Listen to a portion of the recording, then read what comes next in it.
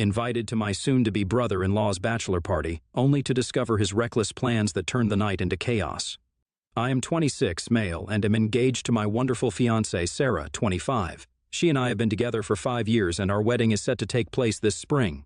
My fiancé's brother, Mike, was also getting married, and his wedding was going to happen this month. My soon-to-be brother-in-law is a fun guy to be with, and we have bonded over the last few years.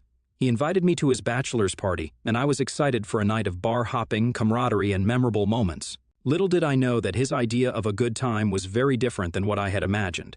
So for some backstory, Mike had been dating this girl, Rachel, for a few years before he met his current fiancée. Their relationship wasn't exactly a walk in the park. My fiancé had told me that Rachel and Mike used to frequently argue, and things sometimes spiraled into physical altercations between them. Their relationship reached a breaking point one night when Rachel got seriously hurt and called the police for help. When law enforcement arrived, Rachel accused Mike of physically harming her, and with her multiple injuries as proof, it eventually led to his arrest that night. While Mike didn't end up serving jail time because Rachel decided to drop all charges against him after his parents convinced her that it would ruin his life, the arrest did leave a permanent mark on his record. They all lived in a small-town community, so everyone quickly found out about his arrest. The fact that he had been arrested for such a serious charge made people question his character. Not only did it impact his personal life, but some of his work colleagues found out about his arrest, and the news of his abuse quickly spread around the office, leading to immense workplace tension. As a result, Mike eventually lost his job, and this permanently tainted his professional reputation, making it challenging for him to secure another position in his field. My fiancé recounted to me that these accusations and the subsequent job loss marked a significant turning point in Mark's life. Faced with these challenges, he decided to leave town in search of a fresh start in a new location. He has since worked on himself by living a disciplined life with rigorous workouts and meditation. After a few years of struggling to rebuild his life, Mike met his current fiancée, Michelle. He was frank with her about his troubled past and the accusations of abuse by his ex. Against all the odds, they fell in love with each other. Michelle saw a side of him the others did not. She believed in his capacity for change and growth, and their love for each other blossomed despite the heavy baggage he carried.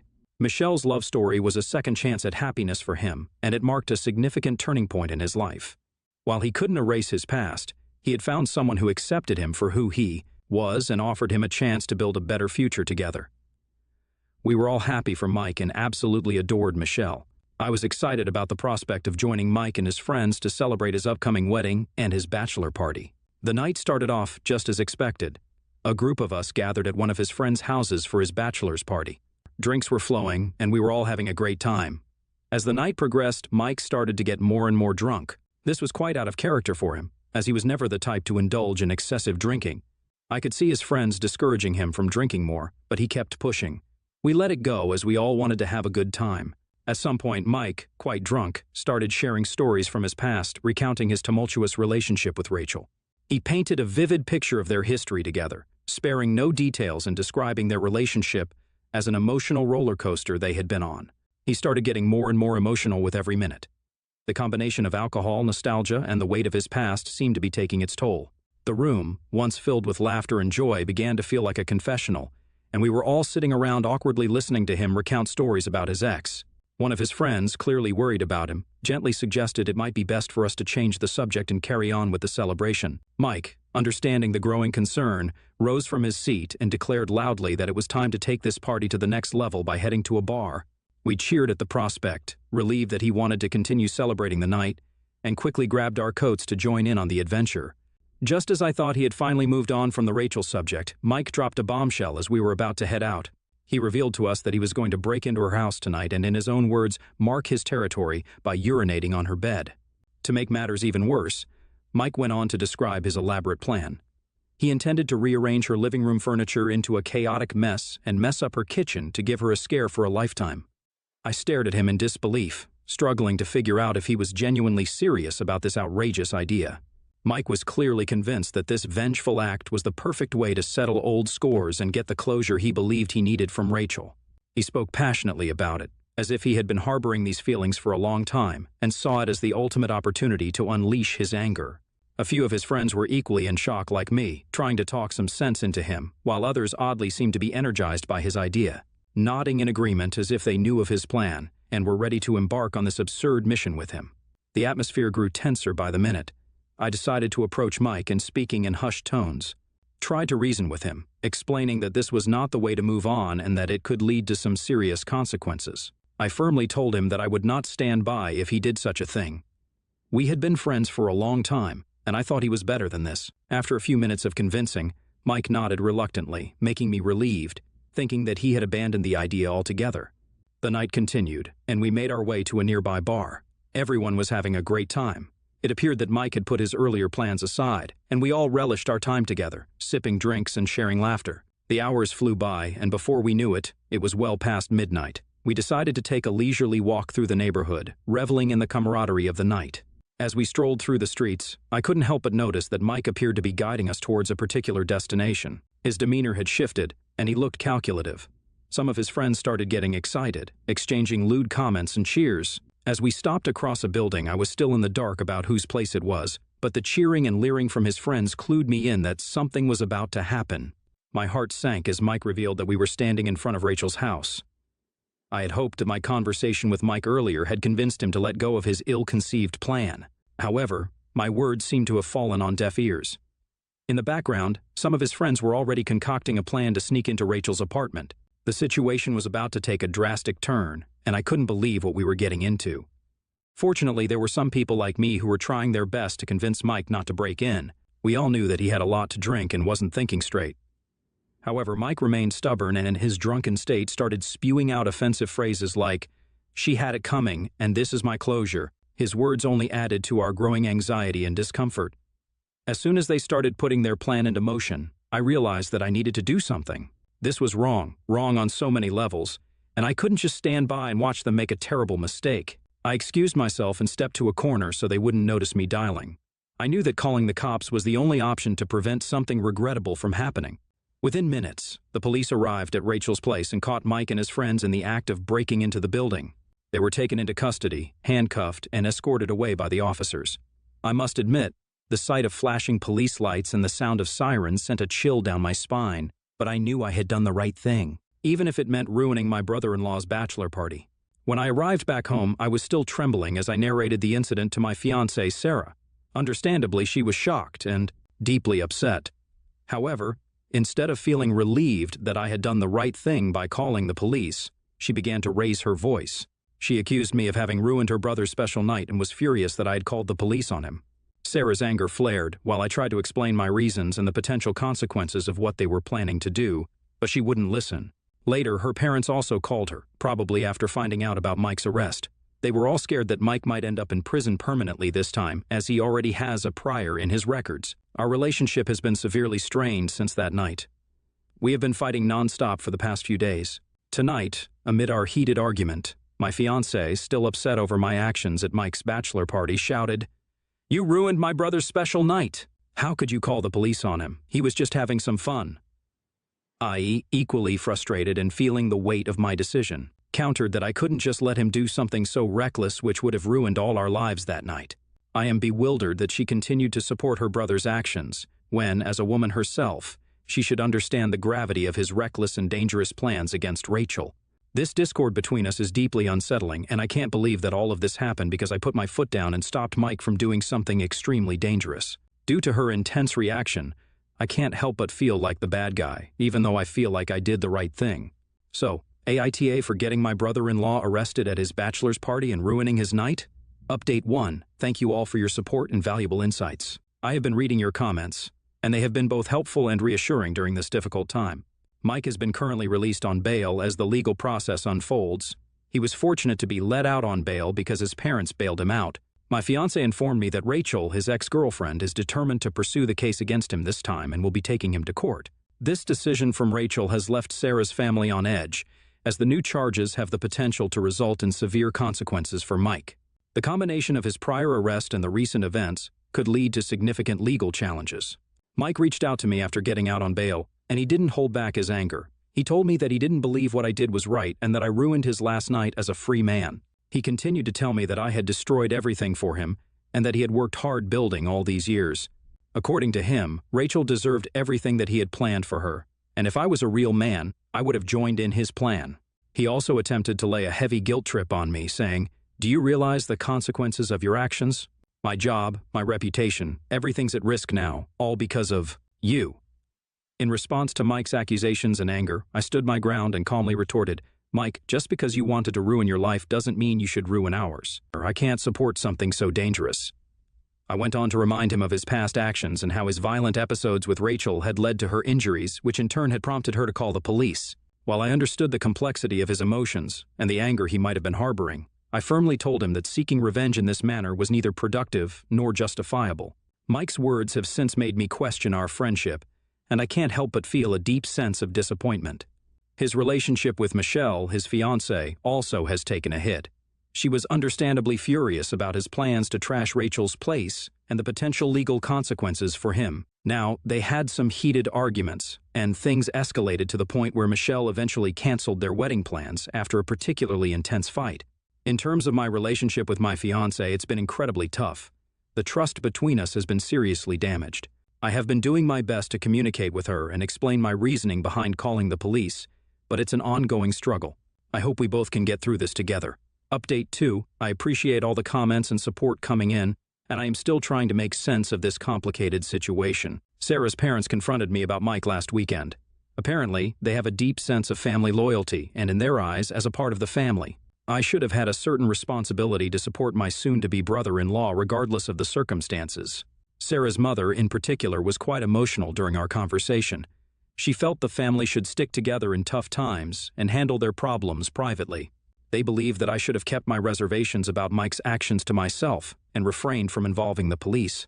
I was shocked that they were blaming me in this situation instead of teaching their son to be a better man. I told them that my parents raised me to not attack women irrespective of the circumstances. My own upbringing taught me that morality and legality should be above any familial bonds. I emphasized that I had genuinely tried my best that night to convince Mike to not break into his ex's place in the first place. However, I went on to clarify that I understood their concerns and that I didn't intend to undermine their family's values whatsoever. My actions were solely driven by my own convictions about what was right. Hearing this, Sarah and her parents got even more upset. They continued to justify Mike's behavior, explaining that he had gone through a difficult period and they felt he needed my support rather than my betrayal. Our conversation turned into a heated debate, with both sides unwilling to back down from their convictions. I had to walk out of the house because reasoning with them became impossible. I confided in my parents later, and fortunately both of my parents fully supported my decision. My father, in fact, expressed pride in my choice to involve the police, unlike Sarah and Mike's parents, who have a history of bailing them out of any situation. I can't jeopardize my career and future by being associated with his actions. My parents asked me to carefully think before getting involved with my fiancé's family any further because they seem to have a loose moral compass. This situation has made me realize that my fiancé and I are clearly not on the same page. It's become evident that our disagreements extend beyond just this incident. We have deeper issues to resolve before we get married, and we cannot keep arguing in circles every day. Since this realization, I have expressed to my fiancé that I don't feel comfortable going along with the wedding plans at the moment. Hence, we should put them on hold for the time being. I told her that we should work through our issues first so we don't carry them into our marriage. Upon hearing this, my fiancé started crying and yelling that I didn't love her enough. She told me that I should not back out of the wedding unless I was thinking of quitting this relationship and questioned whether our love was strong enough to overcome the recent challenges we were facing.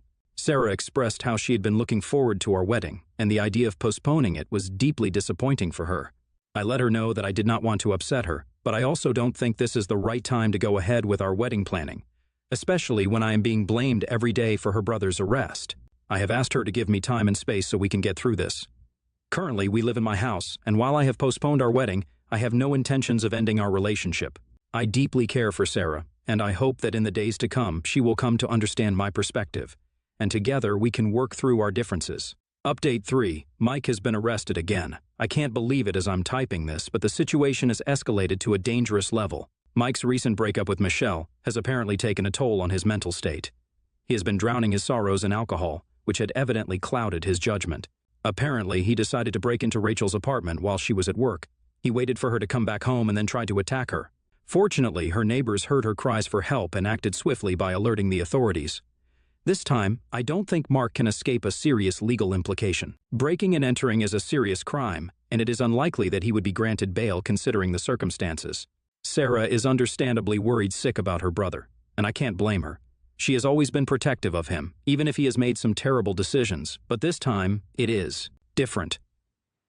Rachel's safety was on the line, so I hope she doesn't blindly support her brother this time. As I had already mentioned, although we decided to postpone our wedding, we have continued to stay together.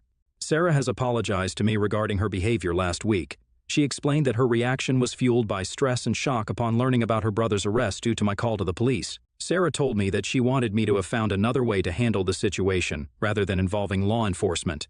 However, after explaining to her how she would feel if her ex-partner had broken into her house on his bachelor's night, Sarah came to understand my perspective. I hope that she genuinely comprehends the gravity of Mike's actions and the need for proper consequences. Sarah and I continue to address our differences every day, and it's an ongoing process. We are also planning on going for couples counseling so we can get better at understanding each other. Update 4. It's been a month since my last update. Mike's hearing took place after his arrest for breaking and entering. His parents hired an expensive lawyer to defend him. Sarah and I went to the courtroom to be there for her brother, even though I didn't want to be there. On the other side of the courtroom, we saw Rachel, and she appeared understandably distressed.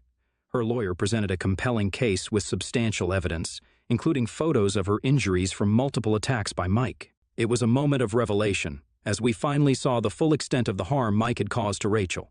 His parents could no longer conceal the truth, and a collective gasp of horror swept through the room. With such evidence, it was apparent that Mike's lawyer could not argue his way out of this. In the end, the judge found Mike guilty of all charges, and he was sentenced to serve 4 years in jail. Despite the fact that I knew deep down that Mike couldn't escape prison time this time given his prior records, it was disheartening to witness him reduced to this, all because of his obsession with his ex. I often wish I could turn back time to that fateful night and convince him more effectively not to go through with his destructive plan. After the legal proceedings concluded, I felt compelled to approach Rachel, even though Sarah had reservations about it. I believed it was essential to express my sincere apology directly to her. I found Rachel outside the courtroom, and with a heavy heart, I began by acknowledging the harm that Mike had caused her. I apologized on behalf of Sarah's family and me, expressing deep regret for the ordeal she had been through because of Mike. To my surprise, Rachel, while still hurt by the past, appreciated my gesture. She was thankful that I had stopped Mike and his friends from breaking into her apartment on his bachelor's night. I told her that she had done the right thing by standing up for herself, which brought a genuine smile to her face, even as her eyes welled up with emotion. Sarah and I had been trying our best to cope with the shock of these events. We are currently going for a couple of counseling sessions, and it remains to be seen whether we are going to be able to work out our ongoing issues or not. Update 5. It's been 6 months since my last update, and I'm thrilled to share some happier news today. Sarah and I got married.